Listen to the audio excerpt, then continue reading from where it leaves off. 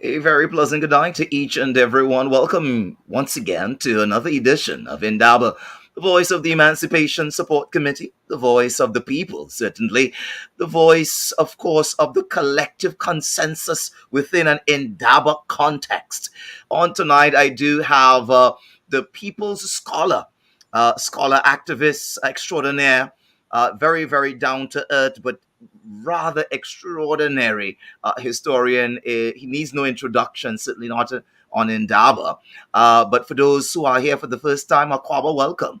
I'm speaking about none other than Dr. Claudius Fergus. A very pleasant good night to you, Baba.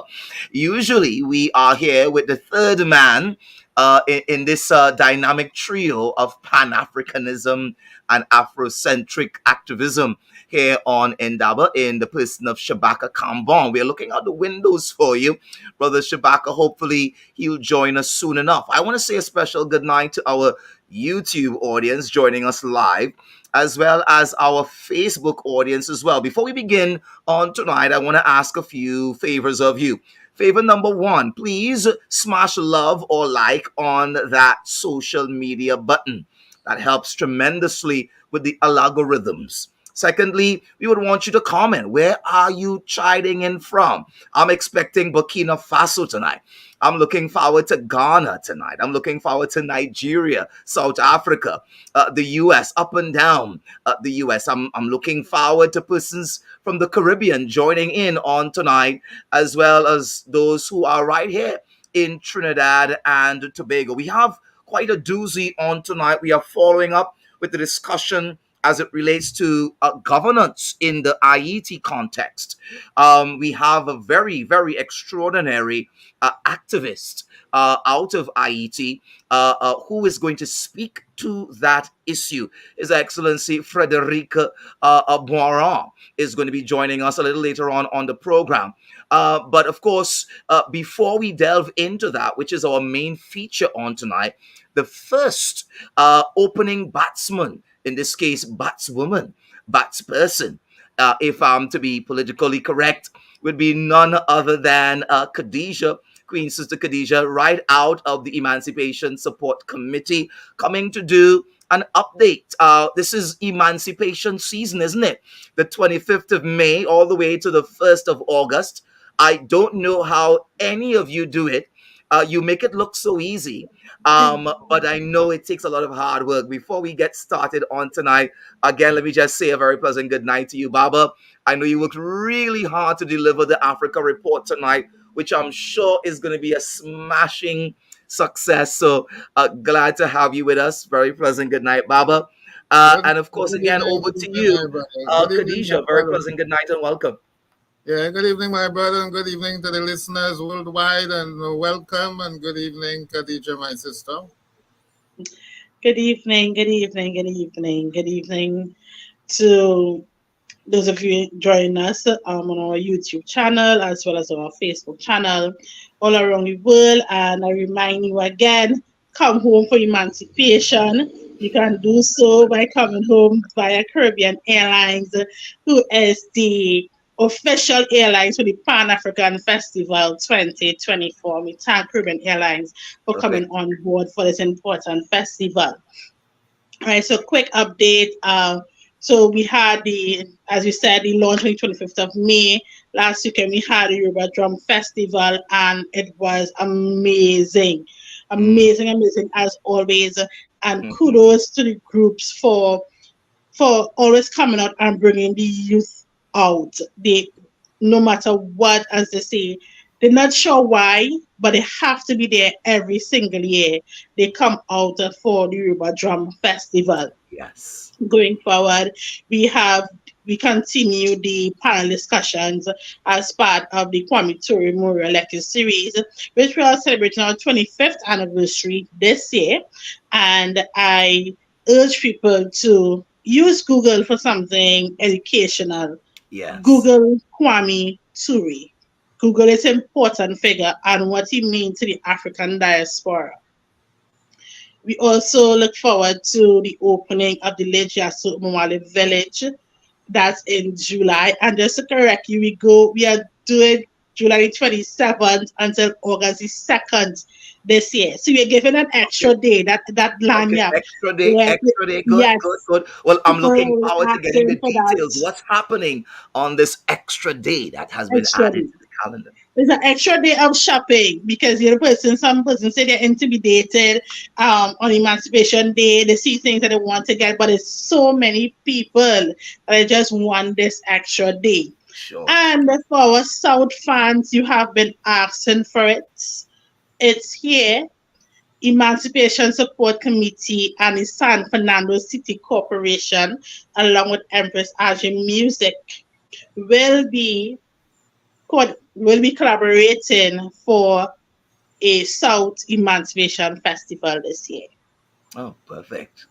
Yes, so on August the 1st, there will be a journey from San Fernando to Port of Spain for the street procession, of course. Then August the 2nd and August the 3rd, they're going to have the Emancipation Market. So stay tuned to our Facebook page for more information on that event. Well, it sounds like it's a very exciting Pan African festival continuing. It's not starting, it's already started. Iwa Africa has come and gone. That very, very lucky patron got a special return ticket to any CAL destination. Lucky her. Congratulations again. We've had the Drum Festival. You're reporting it was a smashing success. There has been the opening, as it were, the launch of the Kwame Ture lecture series. And what a launch indeed. We played some snippets, some highlights of Yes. Professor Jemima's maiden speech, her lecture. Electrifying it was, I'm advised, and, really, really the talk of the town ever since. Of course, tonight we are doing a follow up with regards to that. And here you are letting us know that there'll be something being done in the San Fernando district as we partner with folks down on that side. So there's going to be the north axis and the south axis. And then for those who are interested beyond the lecture series and, of course, the procession itself, there is an extra day of shopping. So we can't wait. We can't, hardly wait to see what the turnout is going to be like this year. As you say, come home for emancipation. Well, we are looking forward to very exciting information as you come, as we get closer and closer to the actual day in and of itself. Hopefully, we'll see you again sometime in the very near future to let us know what's going on. Any parting comments? Any parting word for those who are tuning in, those who are listening in on tonight, especially those from abroad?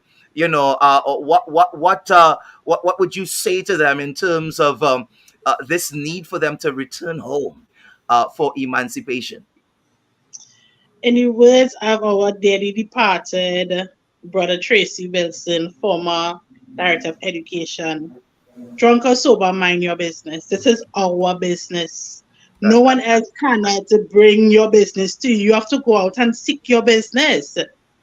The information is there. Don't let no one tell you how it was and then you're upset you weren't there. Come out. There's something for everyone. Come out and mind your business. Well, I could not say it better myself. Thank you so much for joining us yet again. And we look forward again to those amazing highlights. But it's over to you now, Baba Fergus. Very, very exciting times in South Africa. This is a first for them since 1994. This has not happened. A coalition government is in the formation, but I don't want to steal your thunder at all. So I just want to give it over to you to give us a lovely introduction in terms of what's in store for the Africa Report on tonight. Yeah, well, first let me salute our brother Tracy, who is in the land of the ancestors. Of course, there's an African saying, to call a man's name is to make him live again. So we salute him as if he were here with us. Certainly. What I do in the African Report this evening is to take you from Friday, which was the sitting of the Parliament, to today, which was the inauguration of the president. Of course, the parliament serves as a sort of college of electors that select the three top political positions, that of speaker, deputy speaker, and the president. It is the president that selects the deputy president, so we are waiting for that still. And of course, going forward, the major focus and major concern is that statement, an agreement called the Statement of Intent. I think it has been converted now into a statement of agreement among the forces that constitute the coalition, that is the Government of National Unity. It's a major source of concern. I will not deal with it this evening. It's very complicated, very intricate, very puzzling, but it reminds me of the kinds of treaties that imperialists made with native peoples around the world in order deliberately to interpret differently to their own advantage. So without saying any more, let's bring up the report. The report, as I said, takes us from Friday to today. We rededicate ourselves to the task of democratic renewal and social and economic transformation. Cyril Ramaphosa at his inauguration today. Is South Africa heading into apartheid 2.0 or toward a new opportunity for national transformation? That's the moral dilemma embedded in the current politics of South Africa that emerged from the inaugural sitting of Parliament last Friday, 14 June. This is the Africa Report for 19 June 2024.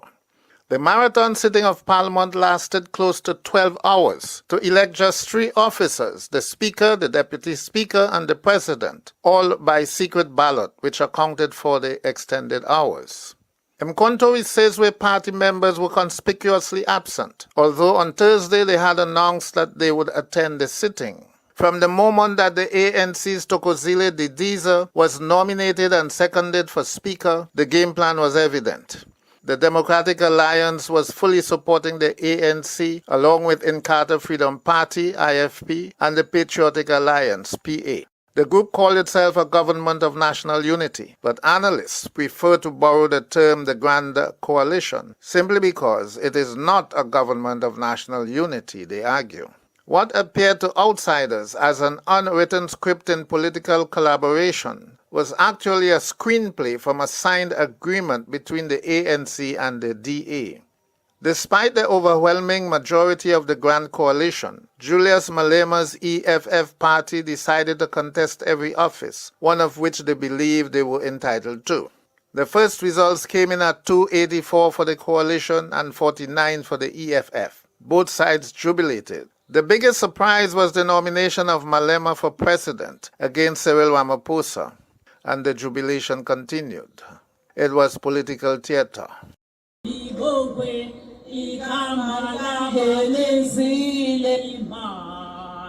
leaders of the EFF and MK politically outfoxed themselves.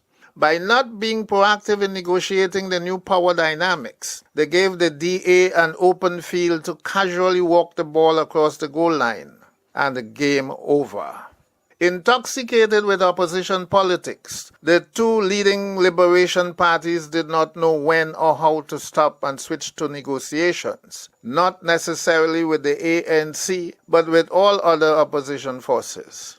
The lost opportunity is best acknowledged by Colleen Makubele of the South African Rainbow Alliance Party, SARA, S-A-R-A, at a press conference called by Jacob Zuma on Sunday.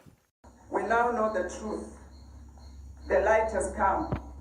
We are now beginning to speak in one voice. What we should have done before the 29th of May, we are doing it now. So in the days to come, together with the MK and those that are inside, we are going to consolidate. We are going to regroup. This was a classic example of shutting the stable door after the horses had bolted. MK wasted its energies in contesting the results of the elections, which they are still doing, strategizing to boycott the National Council of Provinces and the first sitting of Parliament, and refusing to meet with the ANC unless Ramaphosa agreed to step down until it was too late.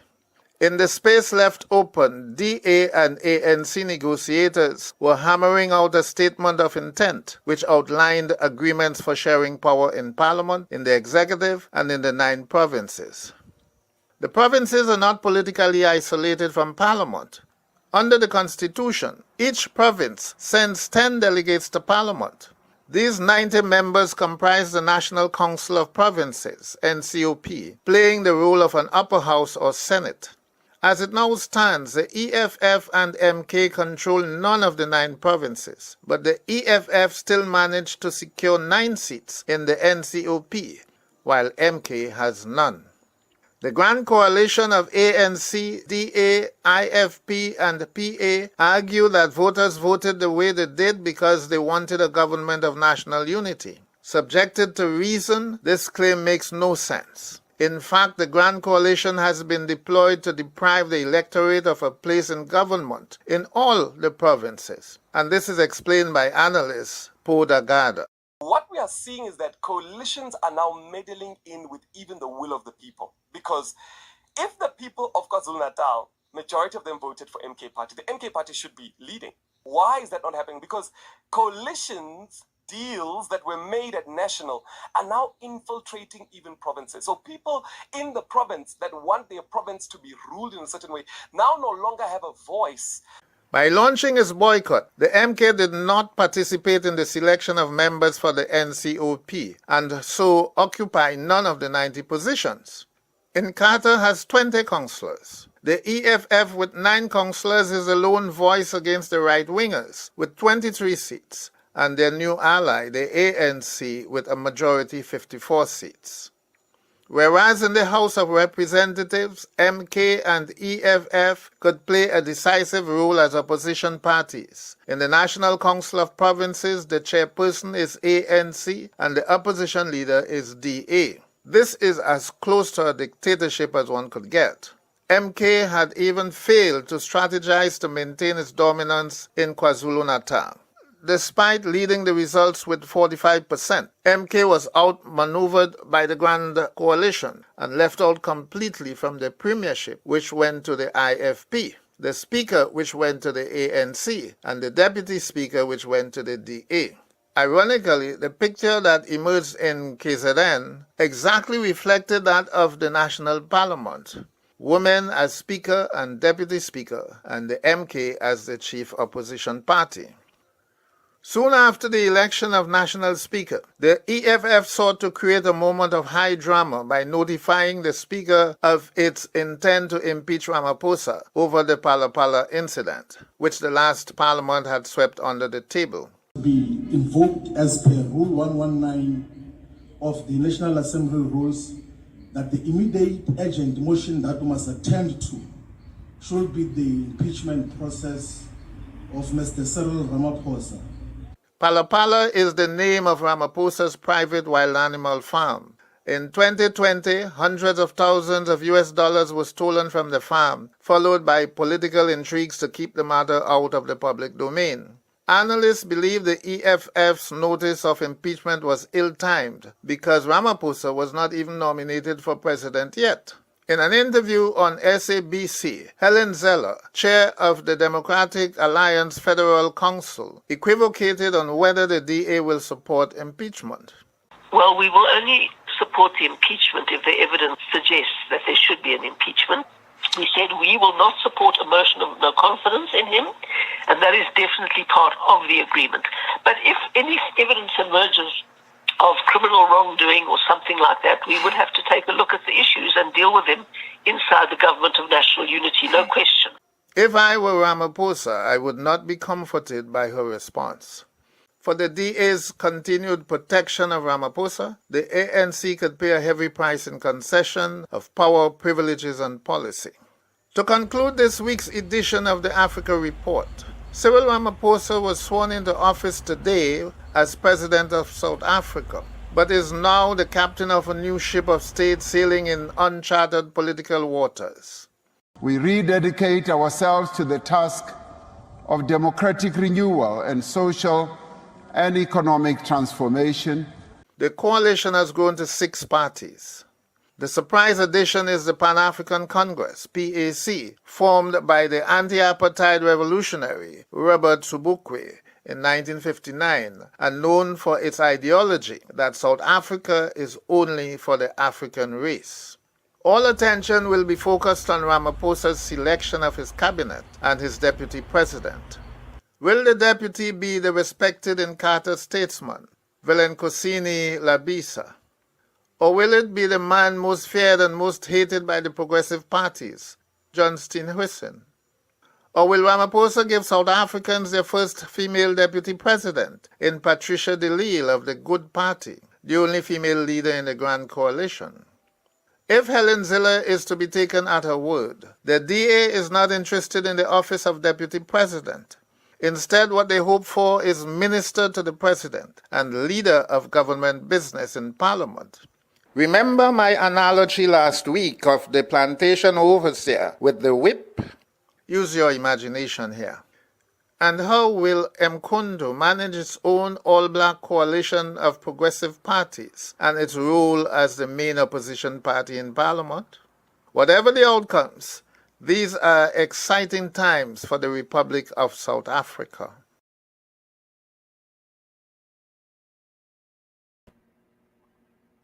Well, yet another fantastic edition of the Africa Report dealing with the aftermath of the South African, of course, general elections that was held recently on May 29th. For those who are joining us live, welcome to Indaba, the voice of the people, the voice of the Emancipation Support Committee, the place to find consensus. And that very sterling report was done by none other than our activist extraordinaire, Baba Dr. Claudius Fergus himself. Well, so many intrigues happening in real time. I know in Trinidad and Tobago there is a political party that I will not name that chooses always to not engage in coalition style politics, partnerships. They win alone, they lose alone, and they will not compromise because they see their style of governance as being, one that cannot be in bed, so to speak, with other parties.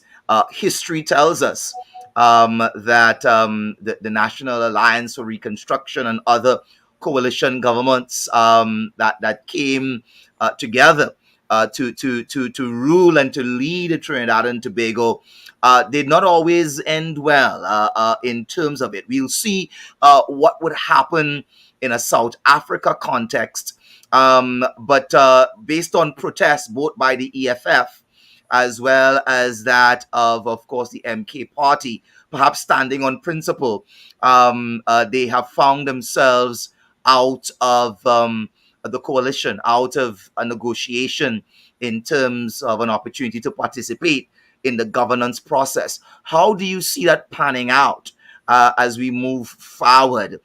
Do you think that their constituents are going to take well to that in light of the fact that they don't have a seat, literally, a leg to stand on, no kind of power at all to exercise? Or do you think that they are going to rally around them because they stand on principle and they want, a different style of governance and they wouldn't want them to compromise? What do you see as the reaction if you were to have a crystal ball moment of their constituents, both the MK, of course, as well as that of the EFF? Well, first of all, there are a lot of presumptions that I don't agree with. For example, that the electorate wanted this arrangement. I think as an individual, if I go to vote, I am not voting to see my a multiplicity of parties. I'm voting for a party because generally I believe that party is going to win, it's going to form the government. So to say that voters wanted, this multiplicity of minorities and therefore coalition and government of national unity, I think that is really absurd thinking. And it's very, very far from the reality of a voter. The intent of a vote. I don't think anybody goes to vote in order to form coalitions. I doubt very much. right? So, but right now, what would determine the way forward is the agreement that had been signed. This is where the trouble lies ahead. I foresee trouble not in the distant future, but immediate future, because it Mm, has started already with the ANC and the DA giving different interpretations to fundamental clauses in the agreement with respect to how much authority the ANC would have to get its policies and programs through, even in selecting cabinet ministers and so on. It must consult with the DA. And not only that, there is an agreement that there must be 60% consensus, right? mm, For anything that is done, and there is a big disagreement as to what the 60% means. So there's a mm. lot of trouble going forward. I think this thing was designed to hamstring the ANC, and it is going to happen, and it's going to happen early. So, this is what I foresee, because once you have different interpretations, it means you're starting up on different grounds. If you start on a common ground and then there's conflict, there's tension, you can deal with that. But if you're Sure. starting on the premise that you understand this agreement to be something different, each of the parties, take Yes. something for example. Now I announced there are 6 new parties in the government of national unity. But today that came under contention by the DA and the ANC. Mm, Apparently, you cannot, the ANC is the one that invited the PAC and the Patriotic Alliance. But the DA is saying that the ANC cannot invite any party to join unilaterally. And therefore, they do not consider those additional parties to be part of the GNU. So that is the kind of conflict and tension you're going to have going forward. Whether they would resolve that before the selection of cabinets, I do not know. But if you talk in crystal ball, I don't like to think in terms of crystal ball. I like to think rationally. But this yes. is what I foresee from what is on the ground, the evidence on the ground. There's trouble ahead, and not far ahead. There's trouble just ahead. Well, That's in my closing remark, even as I seek to very, very eagerly welcome our guest on tonight, His Excellency Frederic Boisrond, with regards to the question I was asked when last we broached this subject, African or Africana, I made the point that the purse is with the Afrikaans. The purse is with the white settler colonialists. The purse is certainly with those who continue to own the land and own the mines and own the resources. ANC, rather than going in the direction of endearing the EFF to themselves and endearing MK to themselves, MK coming out of its bowels, coming out of its very main constituency, they did not go in that direction. So uh, very early days yet, but from what you're saying, a lot of intrigues. And talking about intrigues, there are intrigues closer to our shores in Trinidad and Tobago than that of South Africa. But we pay attention. We mind our business, and we mind all Pan-African business, including South Africa. But yes, closer to home, right here in the CARICOM region, we are moving into the topic of the feature discussion, which is the ongoing struggle, of course, with regards to governance in Haiti, otherwise known as Haiti. And to help us to unpack this very important issue is none other than, again, as I mentioned before, His Excellency Frederic Boisrond. Just by way of a build up going into this segment, the rationale is that a temporary government construct is being established in Haiti, led by a transitional presidential council, which is mandated to hold democratic elections for a president by February of 2026. At the same time, Haiti is being occupied by multinational armed forces with the mandate to take control of the gangs, quote unquote, and restore order. These are deep concerns that the current events in Haiti are still being manipulated by the core group to ensure continued control of what transpires in Haiti, and that Haiti's struggle for self-governance continues. Our objectives for tonight, in this segment are as follows: one, to examine the extent to which the solutions currently being applied to address the political, social, and economic crises in Haiti are actually being led by Haitians. That's part one. And then part two, to discuss strategies that would eventually lead to Haiti's winning the battle for self-governance. Again, to help us unpack these issues is our very, very special guest, Frederic Boisrond. Frederic Boisrond is a Canadian sociologist of Haitian origin. He has taught at McGill University in Montreal. He is a regular political and social analyst on Radio Canada, so that would come in handy on tonight, in the written press and on social media. Frederic Boisrond is regularly consulted by international organizations and the government of Canada for his expertise on the Haiti crisis, as it were. So, without further ado, we welcome and we give a very special Indaba welcome at that to His Excellency Frederic Boisrond. Welcome to Indaba. Thank you very much for the invitation. It's my pleasure to spend some time with you. Absolutely. I want to kick it off to Baba Fergus. I allow the elder to lead. First question to our special guest on tonight as we continue to peel the onion. It's not the first time we've dealt with this topic, have we? We've dealt with it at least 5 to 6 times within the last 6 months. So this is a topic that is an ongoing topic on Indaba. We are very, very glad to have you so that you can bring your flavor, your context to this very, very sensitive discussion. But Baba, over to you for the opening ball, so to speak. Yes, so officially welcome my brother Frederic Boisrond. Thank you. I must confess I have not followed up the latest developments, so I would start off by asking you to bring us up to speed as to what's happening in Haiti, what's happening with the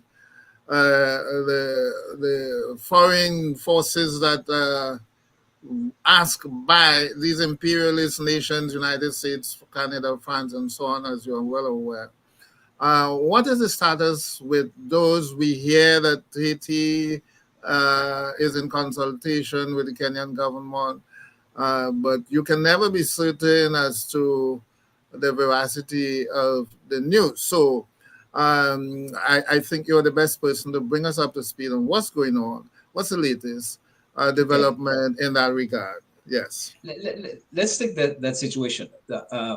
When they had a meeting in Jamaica in March 2024, when they decided that structure of governance for Haiti, and prior to that, in November 2023, the Security Council had made the decision. This is a decision made by the Security Council that Haiti had to have an international force to take over to fight the gangs. And the first country that was taking the leadership of that was Canada. But for some reason, Canada has came up with some excuses not to do it. First of all, they don't have the manpower to do it. They don't have the ability to do something like that. And when I saw Canada pulling back, I understood that almost everybody's scared of going to Haiti. That's one thing. And then Kenya raised their hand. William Ruto, who's the president of Kenya, raised his hand and said, we will do it. But Kenya has their own reasons to do it. They want to impose themselves as a nation that can take leadership elsewhere in the world. I understand that.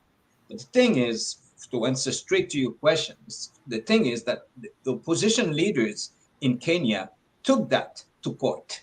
And the Supreme Court in Kenya said, yes, the government can deploy military forces in any other country but the Constitution doesn't allow the president and his government to deploy police.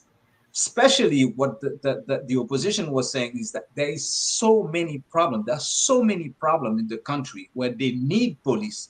Actually, they had some environmental problem. They had the flood and stuff like this, and they needed the police over there. So the opposition said, you not only that we don't want you to do that, but the Supreme Court says you can't do it. The other point of that, Kenyan government asked for $600 million to conduct that mission. Canada has put $80 million. That $80 million was spent in Jamaica last month, training people from the Caribbean, policemen from the Caribbean, policemen and policewomen from the Caribbean to be part of that mission. The government of the USA said they're putting $300 million. So now we're up to $380 million. But there's no other country raising their hand to say that they're going to put some money in this. Not only that, that's another point. The other point is the UN said to the American, you're going to give us that $300 million and we're going to spend it on the mission. And the Americans say, no, we are going to spend our own money the way we want to spend it. So to answer straight to your question, if there is something that is uncertain in this situation in Haiti right now, maybe it could change overnight, is that mission from Kenya going to Haiti. In my watch at this very moment, I don't believe it's going to happen. Okay, let me put you on the spot before I hand you over to my brother. What is your position with respect to these foreign forces entering Haiti to engage in security, peacekeeping, or whatever it is? What is your position with that? Are you in favor of that? Do you perceive this as a form of aggression where some CARICOM countries, some African countries led by Kenya, are really, being used as stooges, just as we see in the case of Ukraine, versus Russia, the situation there. What is your position with respect to this invasion force, as some people say, occupation force, as some people say, but definitely, as agents of American imperialism? What is your position in it? Is this a good thing? Do you recommend this thing? What good could come out of it? And what are the dangers in this particular enterprise? I don't know if it's stupidity or if it's craziness when you try the same recipe over and over again and accept a different outcome. Haiti's been under under the guardianship of the international for years, and it's what we're seeing in Haiti now is the result of that guardianship. And those forces coming to Haiti have caused more damage than they have solved solutions. And this idea, even Haiti had an army, it's the American who wanted that army to be abolished.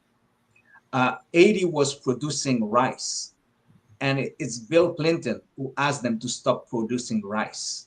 And so he can sell the rice from the state that he was the governor at that time. So the international has not done any good to Haiti. Armed forces, NGOs, and anything has done no good to this country. Now, the thing is, what you have to understand is the core group, mostly Canada, the US, and France, have made that decision in 1983, right here where I'm sitting in Ottawa. They had made the decision to make out of Haiti an infant nation, an orphan nation. So they believe it's their responsibility to take over that country. They believe that the people of Haiti can't manage their country. They believe that the people of Haiti doesn't have the sense of what democracy is, so they can't implement democracy in the country. They have to implement it for them. So that's the real situation why we end up like that. And what I'm telling you here, that they wanted to see Haiti as an orphan nation. Well, that took another step after the earthquake of 2010. After the earthquake of 2010, the international community took control of Haiti. Actually, at the very moment we're speaking now, even with that group of people that they put together, they are they are they have uh, they are managed by the CARICOM. They are managed by the Americans. They have to come up with results for the people who have commended them to give them results. And I don't see, and I'm trying to answer your question here. There is no good in the forces coming to Haiti right now. I Canada had presume, a I solution. presume, I presume that you see them as proxies as well, and therefore you do not support such an enterprise. I wouldn't push you any further. I think because it's a very sensitive matter. Well, I'm no, I'm not here to give my personal opinion. I'm here to give you an analysis. And what I'm telling you is, if we look at what we've done over the past years, and we're doing exactly the same thing and expect a different outcome, I mean, this idea is just foolish. There's to give you an idea.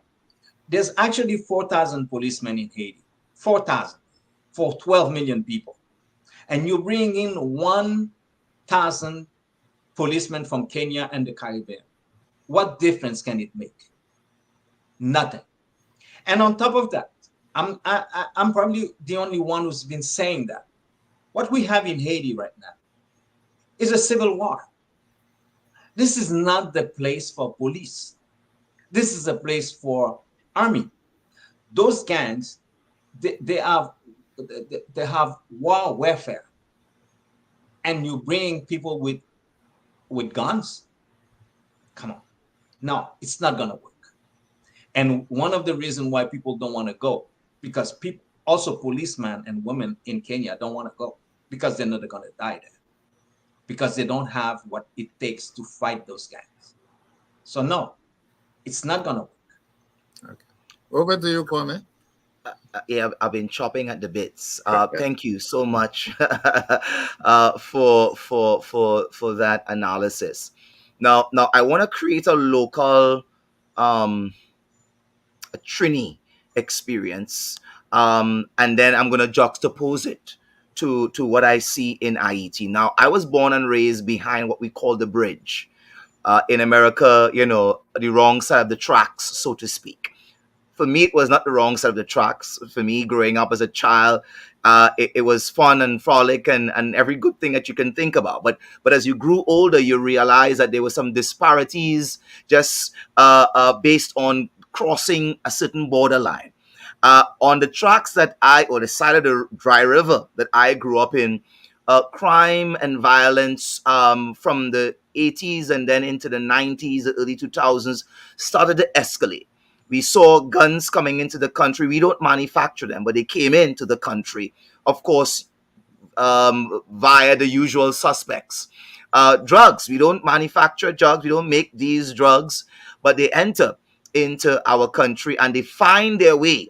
And the street has it to say that is often aided by persons in law enforcement and other figures, again, behind the bridge, so to speak. But while indeed the common man behind the bridge is not responsible for bringing the drugs in and bringing the guns in, the fact is that they came in.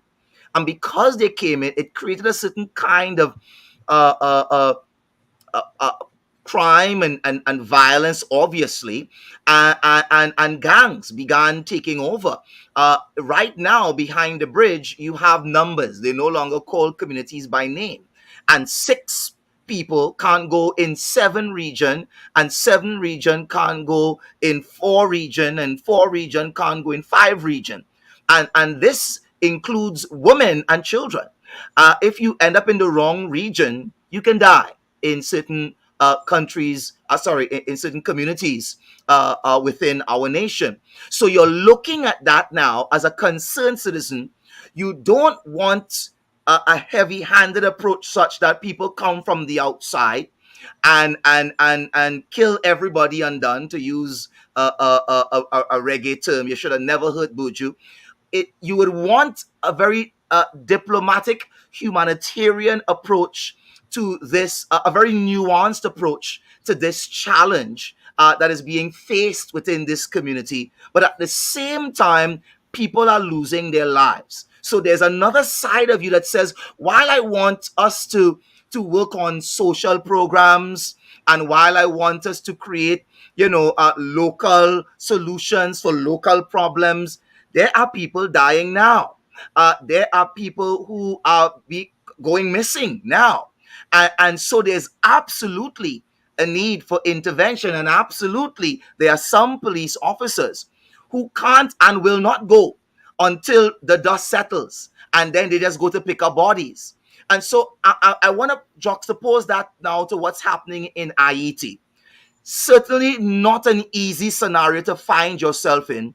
People are being unalived, police are being killed, people are being, in some cases, burnt alive, communities are being raided, people are losing their homes. Clearly, it's a humanitarian crisis and a health crisis. Schools have stopped. And in this great mess, which Haiti, based on its 4,000 strong police force, cannot unilaterally solve, how do you propose, by way of solution, as an analyst, if there isn't an intervention which some say would at least bring an end to the immediate murder and killing now, and then perhaps we would work on, the rehabilitation and the development and building out a local army, building out the police force outside of intervention? And I'm sure that when they come, they're not going to be using those simple weapons. I want to guess. I want to hazard a guess that if they are coming in, they're coming in hot, they're coming in heavy. They may even use drones. They may even use other military grade weaponry as well. And they will certainly deal with what's happening on the ground, but there would be serious casualties. So on the one hand, you don't want to do it because innocent lives will be lost, casualties, and again, it's seen as black proxies for white interests. But on the other hand, people are dying now, and the situation is getting worse. What do you say to that situation? Okay. You can try to solve that situation, like bring the American army and kill every gang, and with all the collateral damage that you will have. But the thing is, what's happening the next day? Once you get rid of the gang leaders today, what's happening the next day if you don't try to work on the conditions that make people join gangs? The conditions that make people join gangs are the real solution. How can you fight poverty? How can you send kids to school so they can have a perspective for tomorrow? That's the only way you're going to solve that situation, is to bring back a level of economic in that country. Now, in the short term, you want to get rid of the gangs because women are getting raped, people are getting kidnapped, people are dying. I understand all that. But you can't face a situation like that only looking at the short term. You have to build the country. It's a country that has to be built. What the Canadian government had on the table at one point was this. They were sanctioning the political leaders and economic leaders who were financing the gangs. They started to do that and they stopped. They were training the police women and the police force in Haiti. I think they're still doing it. They had on the table a project to give subsidies to the police police force to try to bring up the level of income. A policeman in Haiti makes about $250 a month. $250 a month, and you want them to go fight to risk their life for $250? If you can build an economy where you can support the person who's ready to fight his life for you, well, if you can do that, you can bring as many people from the outside to solve the problem. The next day when they leave, you still have a policeman who's making $250 a month. He won't risk his life for you. At a certain point, there was 6,000 to 6,500 policemen in Haiti. We're down to 4,000. They don't. None of them died. They fled the country because this is too risky for them and for their family. So the solution is not a short-term solution. To answer your question, right? I understand. I understand what you just said. I understand the urgency, the emergency of coming with solution to save lives. I understand that, and I am for that. But at the same time, I'm saying this is not the way to address the problem. Not on a short term. It's a long term thing. I want to ask a follow up question, if I may, Your Excellency. We agree that clearly there's a need for an emergency response, an acute response, but there's also a need for medium and long term strategy. One would want to hazard a guess, looking at the scenario, to think that the Presidential Council, in its wisdom, based on its constituent makeup of political parties and NGOs and faith based organizations and other stakeholders, local stakeholders within the IET context, that they would focus on some of those soft skills and soft issues and socioeconomic and sociocultural issues, that rehabilitation and other things will be brought to bear by the Presidential Council. They have until February 2026 to come up with some of those solutions to deal with, again, returning school to normalcy, returning the economy to normalcy, returning the institutions. All of the institutions have collapsed. Health, all of them have collapsed. So, but you can't rebuild those institutions when you're being kidnapped and women are being raped and people are dying and people being burnt alive, and then you wake up to gunfire and your entire neighborhood has to flee for its life. So you agree with me that there is a need for an acute response, but if that's not going to come by way of CARICOM forces, and if that's not going to come by way of African forces, albeit Kenya, some may say, is a little too enthusiastic, at least they are brothers, some would argue. And some would say that if you have to have intervention at all, let it come from the CARICOM. Let it come from our African brothers, so that at least in their approach, it wouldn't be as perhaps indiscriminate as it could be by way of others. If not CARICOM, and if not our Kenyan brothers, then who, is my question, would be responsible for dealing with the acute, immediate problem which needs to be solved? Because all of the other infrastructure requires a security platform upon which to build. Do you agree? Yes, I understand that it's better to have forces coming from Africa or from the CARICOM. We are among brothers and so. But at the same time, these people are the CARICOM and the Kenyan government are giving an answer to the Security Council that is led by the US, Canada, and France, by the core group. So are they there to give an African solution, a Caribbean solution, or are they there to be the forefront for others, for the core group, because they are black? That also we have to ask ourselves a question. Okay, why this time there would be a difference because the people coming to Haiti are black? That's a real question. Why?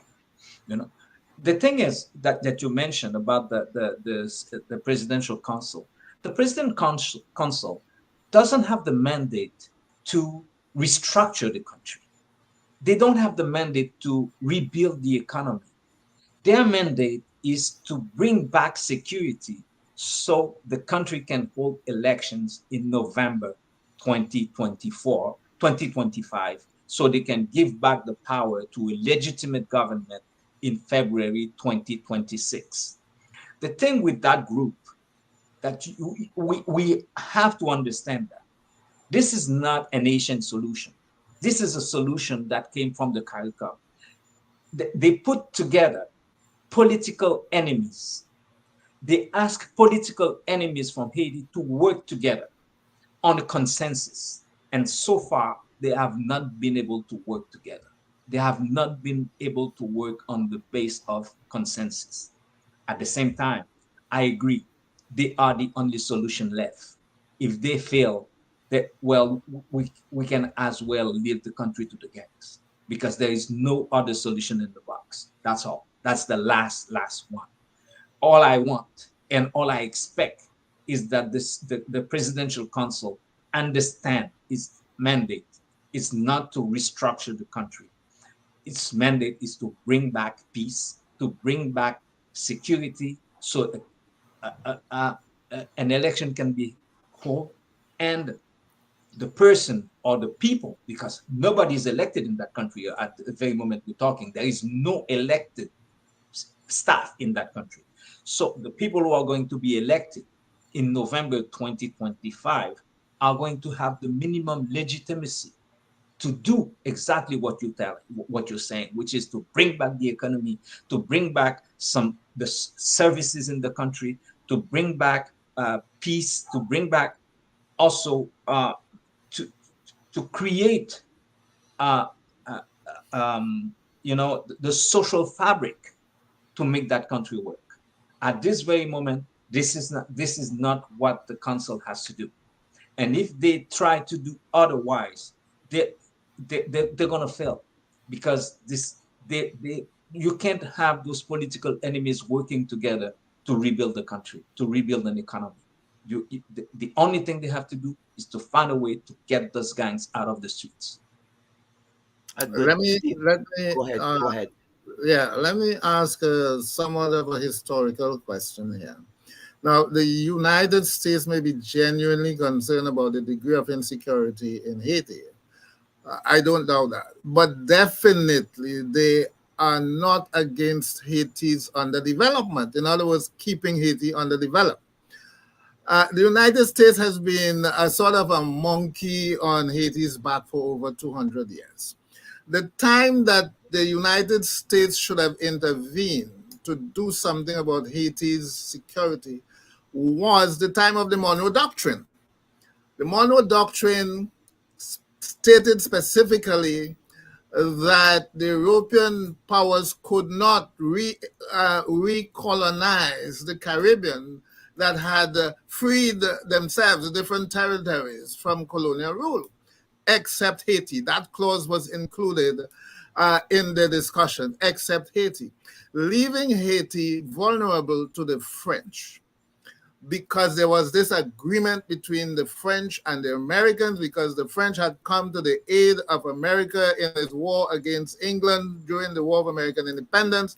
And this was payback by United States to leave the ground open for France to recolonize and reintroduce slavery in Haiti. So, but now definitely it's not the time, because what America really wants to do is to exercise its control in order to continue the exploitation and underdevelopment of Haiti. So my question is, how can Haiti really get this monkey to leave it alone so that it can, chart its own course in its own way, as well, the last example we would have had, as Aristide had attempted to do? How can they get this monkey off their back? I'm not sure they can. I'm not sure they can. I mean, when a country like Haiti has to do business with its neighbors, Haiti has a negative balance with every country in the region. You know, they're selling, they're buying, they're not selling. So the American had put some program on so they can try to rebuild the economy in Haiti. But this is the biggest market. And this market is the market where they take control on how they do business with you. And Haiti is very, very important for the Americans. And some of us are still questioning why is that important. The mission, the American mission, the American embassy in Haiti is the fourth largest embassy in the world. I mean, the fourth largest embassy in the world, with a country that is ranked about 159th in the rank that the UN make. I mean, when you look at it like that, it doesn't make sense. But Haiti is also the country where America is the first buyer of rice from the US. This is the first market for the US. There's something happening in that country that we need to know. Haiti is a country where American how you call those companies, mining companies, Canadian mining companies, American mining companies have a lot of interest for Haiti. I heard so many things about what's in the ground there in Haiti, but I can tell you for one thing, there is gold in Haiti, and it's all over in reports that were made by the UN, by the American companies, by the Canadian companies. There's a reason why they want that country to be totally, totally out of control. This is the best way to control a country. And that's the reality. They want to control that country because there are something that they don't tell us. There's something that they're hiding. But we're starting to find out. You know, one of the mining companies in Haiti that was there is called VCS Mining. VCS Mining was the property of Tony Rodam. Tony Rodam is the brother, was, because he's dead now, was the brother of Hillary Rodam Clinton. All right. They had that company in Haiti that's called VCS Mining. That's what's on the table right now. This country has a lot of potential, and they don't want the Asians to grab those potential. They have their own ways of doing it. I have a question really quickly. And I'm thankful certainly for your responses thus far. They've been erudite and honest. And I can't thank you enough for it. But there is still a missing component. If not CARICOM and if not Africa, there is a solution that is being proffered that says that there could be training and logistics and arming and development of locals within some type of force because they don't have a standing army that could be used to fight against, to push back against the current crisis by way of the security insecurities, if we are to put it that way. Unfortunately, that methodology, because of the level of local infrastructure challenges, as well as the time necessary to be able to do that, not being one, time is such an asset at our disposal, unfortunately. So one, you have local ground logistic challenges, and then you have time constraints. Are you for, notwithstanding the local infrastructural challenges and time constraints, are you for an all local answer to this immediate security concern versus that of CARICOM and that of African intervention? And in your answer, I want us to think about Pan-Africanism. Now, when Haiti was not allowed into the African Union, I was one of those voices that lamented that.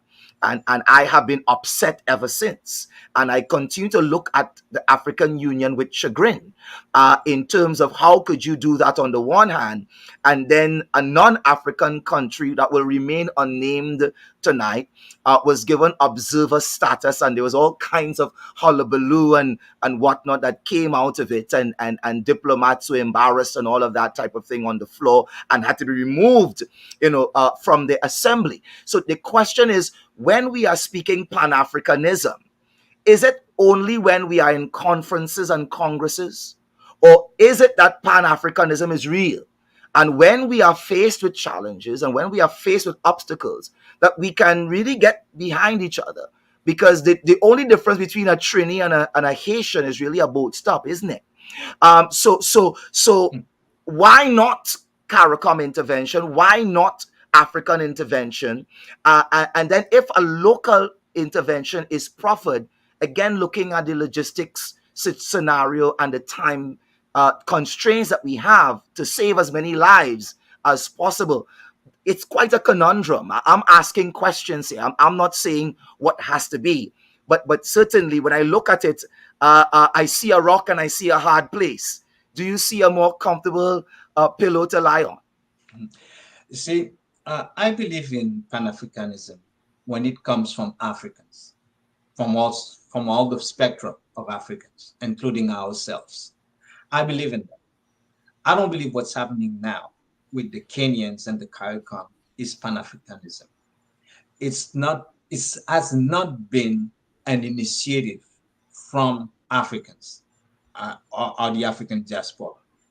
It's an initiative that comes from the Security Council, and in fact, it came from Ecuador.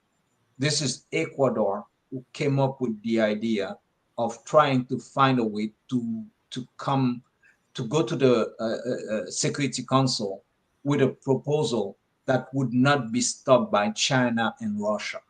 They did it. No African country stepped up.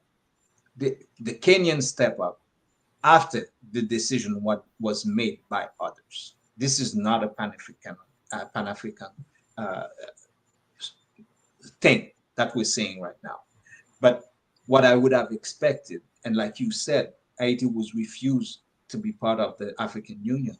And what I would have expected is to see more voices like yours from the Caribbean, from the civil society in the Caribbean, in Africa, asking for the monkey to step down. That's not happening. That has not happened. And if we're talking about Pan-Africanism, well, this is the kind of situation where we have to see those nations step up. And in fact, it would be a very interesting thing for Haiti, was been in history, and you were talking about the Monroe Doctrine earlier. Historically, Haiti has been one of the countries who was more Pan-Africanist than any others, bringing their revolution everywhere, having slaves in the United States to be liberated, and they paid the price and still paying the price for that. They helped the Americans get their independence. They help in the Latin America, but they also help slaves to flee the United States and everywhere in the Caribbean by making it any black man or woman who step up in Haiti became Asian right away. That's the kind of thing that they did. And it would be very interesting to see that other countries would come to help. No, I don't see that. I don't see what's happening now as part of it, but I believe in it. But I don't think what we're seeing now is Pan-Africanism. Yes, I'm sure we have brought some new light on the Haitian issue this evening, and we should thank our brother Frederic Boisrond very much. But before we leave you, could you give us some hope in your final statement? Is there hope? Please give us some hope with respect to Haiti's future, and not distant future. We're talking about not too distant future. Give us some hope. The first thing I want to say is that I am this crisis have brought me so much comfort, in a sense, to see that people in Trinidad, people in Jamaica. I have done some radio show in other islands, to see that in fact we are not alone. Knowing that I can feel how important it is for you, and it's probably, and I'm pretty sure it's very important for the people who take time to listen to us tonight. So this kind of solidarity, this is something that I think we should celebrate. And I thank you very much, you, your crew, and the people who are watching us tonight, listening to us. I thank you for supporting the fight of the Asian people for their freedom, for their liberation. And you know, they, they, I don't know how to tell you again. In my level of expertise, I don't think we should be looking for a short-term solution for Haiti. The only short-term solution, and I had that conversation with the government of Canada and with the ambassador in Haiti. I told them, you guys gotta be very aware, because one of the things that can happen in this country is a social explosion. And we almost went there when people started to take justice into their hand. And if we go back another time in this is going to be worse than what we're going through now. So what I expect is that for the community, the presidential council, to bring down the pressure so that doesn't happen. And if they're able to get an election where the people who are elected have the legitimacy to step in power, we might not get where we want with that next election that is going to bring somebody in 26, but the next one, the real next one, should be the right one. So then again, you're asking me for what's happening tomorrow, and I'm telling you what's happening in 2031. I'm a sociologist. That's the way we work. We don't look at tomorrow, we look what impact it's going to have in 10, 20, 40, 50 years. So that's the best I can tell, is that the only solution we have now is that presidential council. And one good thing about it is I don't think anybody who is on that council would step down, because it would probably be responsible for the failure of Haiti for another 50 years. Yes. So, Kwame, you would take a usual view of the comments and greet our online listeners and viewers and take us out. Certainly, it would be my pleasure so to do. So, as per the usual, greeting us and gracing us on tonight, we have Deborah E. Walters out of New York, bringing greetings from Hartford, Connecticut, actually, in the US of A. And we are happy to have you with us. Maati Aset from San Jose, California, Queen Mother Extraordinary. She actually does a lot of amazing work in Haiti, is also chiding in. And one of the comments that she made is that air fire already implemented. So when I made that comment that I suspect that they would not be just using normal police grade weapons, but they would certainly want to use military grade. My Ati, who is currently doing work in Haiti, is confirming that it is indeed so. Coming out of Ayalola, we have Bongo Wisely Tafari bringing greetings to us on tonight. I think one of the more potent comments that he made was in relation to the fact that white supremacy will never forgive Haiti for the revolution that got rid of the colonialists to bring in black rule. We have Yason Tafari agreeing with our esteemed guest, Frederic Boisrond.